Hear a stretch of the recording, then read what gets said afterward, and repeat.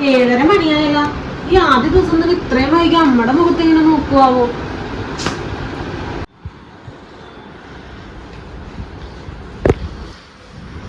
മോളെ ഇരുന്നിട്ടാ നീ മോൻ പോയി ചായ കളിപ്പിച്ച് വെച്ചിട്ടുണ്ടമ്മ, അത് കുടിച്ചോ. ഞാൻ പാല് മേടിച്ചിട്ട് പറ്റേട്ടാ.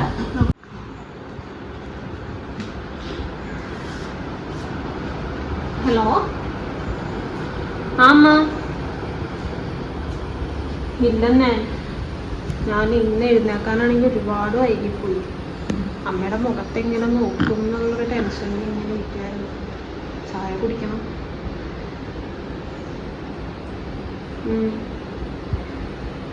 എന്നാൽ ഇത്രയും വൈകുന്നു ഞാൻ ഒട്ടും പ്രതീക്ഷിച്ചില്ല.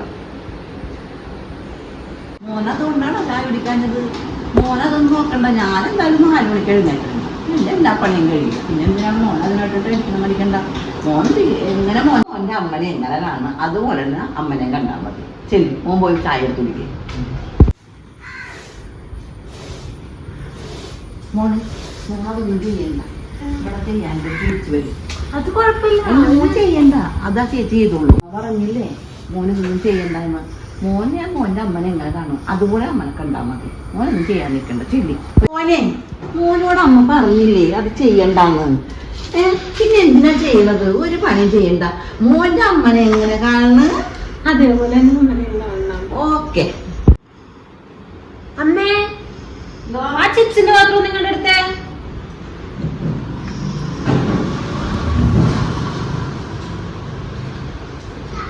അല്ല മോളെ, ഒന്നുമില്ല. അമ്മേനെ പറഞ്ഞ അമ്മേനെ സ്വന്തം അമ്മനെ പോലെ ഉണ്ടാവും. ഞാനെന്റെ അമ്മനോട് ചിപ്സിങ്ങളും ഇങ്ങനെ അടിച്ചോ.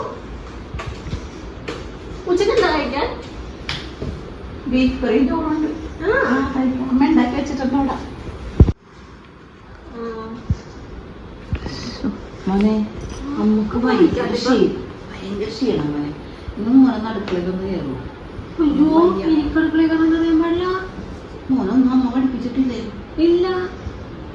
ഇതാണ് പറയണത്, വടി കൊടുത്ത് അടി മേടിച്ച്